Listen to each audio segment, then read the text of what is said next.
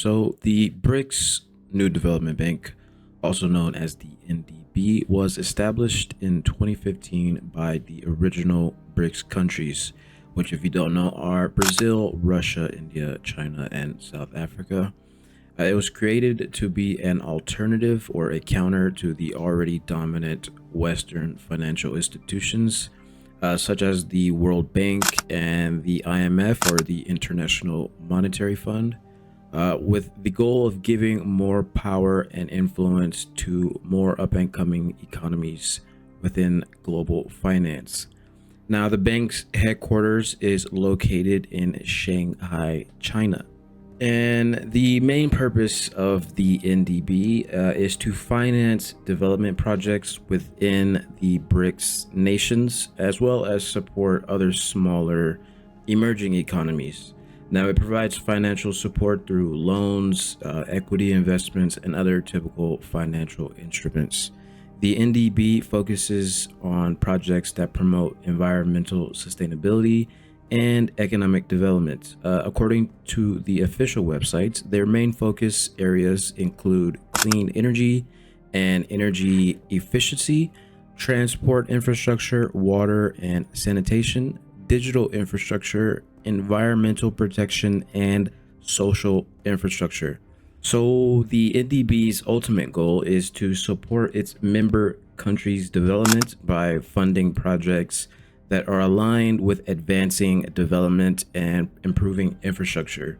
In addition to this, the NDB also aims to encourage more financial cooperation and economic integration among BRICS nations in order to foster a more balanced global financial system, aka they want BRICS nations and their allies to lean further away from Western dominated systems and adopt a new era of finance. And as of May of 2024, India and China, both of which are members of BRICS, have agreed to begin trading in their local currencies instead of US dollars. There have also been ongoing talks of BRICS creating their own currency that all member countries can convert and trade with, which would have a severe decoupling effect on the US dollar. Now, this is all still speculation, but these are some large, impactful speculations if true. So, since its founding in 2015, the BRICS New Development Bank has accomplished quite a bit. It has provided funding for more than 100 projects with a priority on infrastructure and sustainability within its member nations, including Brazil, Russia, India, China, and South Africa.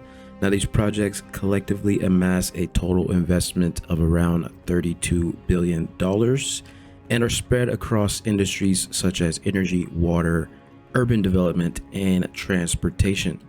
In the future, the NDB plans to provide more loans. The bank has started expanding beyond its core BRICS members by considering financing projects in non-member African countries.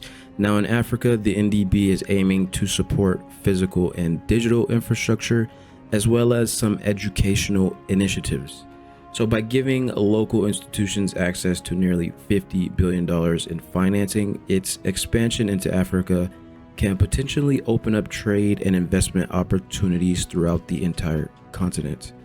This would give a lot more power to the BRICS collective as a whole.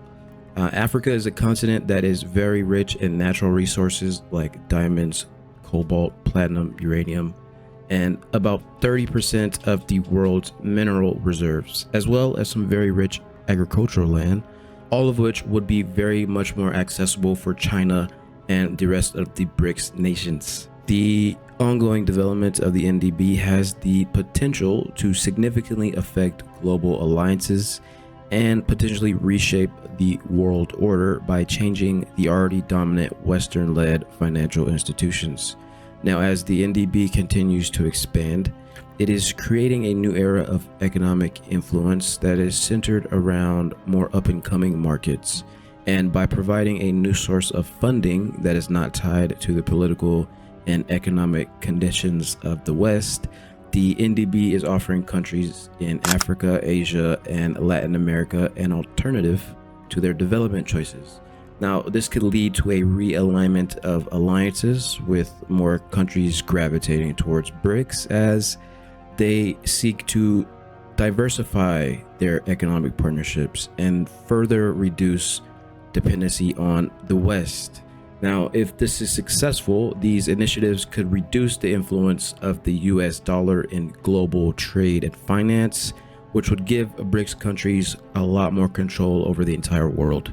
Now, ultimately, this benefits China the most, as they are kind of the head of this entire operation. But this brings up an entirely new set of potential problems, because there could be some underlying agendas behind all of this that a lot of people may not be aware of. So China's influence within the BRICS New Development Bank is actually extremely important to pay attention to. As the largest economy among all BRICS nations and the host of the NDB's headquarters, which is in Shanghai, China plays a crucial role in shaping the bank's strategy. Now, this influence allows China to potentially leverage the NDB as a tool for advancing its own geopolitical interests, particularly in expanding its global reach and securing access to more critical resources.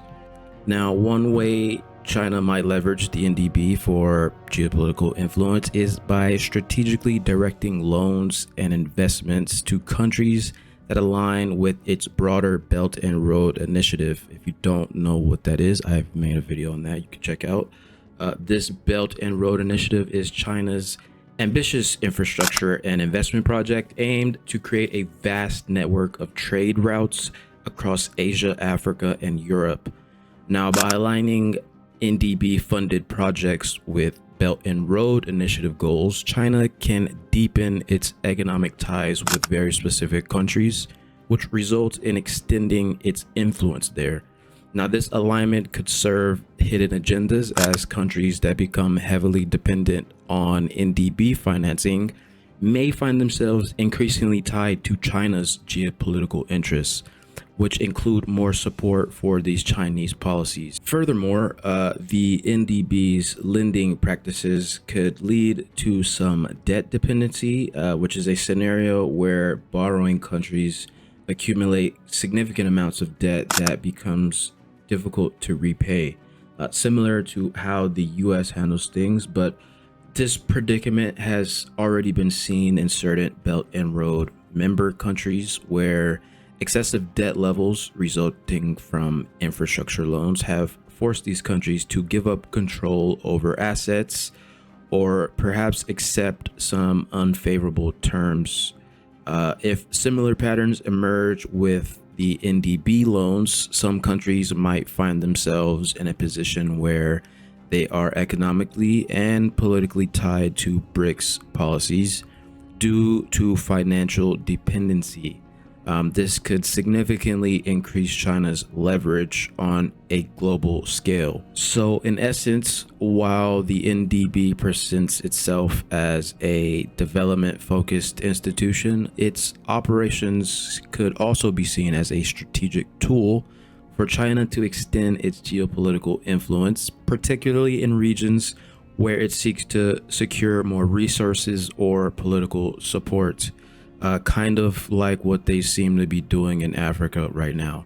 The bank's potential to create debt dependency further enhances this influence, as financially dependent countries might have limited options but to align with China and the rest of BRICS, which could reshape the global order in a way that favors Chinese interests. So on the surface, the NDB seems very great and helpful, but you always have to consider what may be underneath the surface. And that is where I come in. I kind of like to dig a little bit and find out what could be a little bit underneath what they are presenting to the rest of us. But if you made it to the end of this video, thank you very much. I hope you found some value in this. Maybe let me know what you think about this situation in the comments. And if you enjoyed this, be sure to leave a like, as it helps this channel grow, and I'll see you in the next video.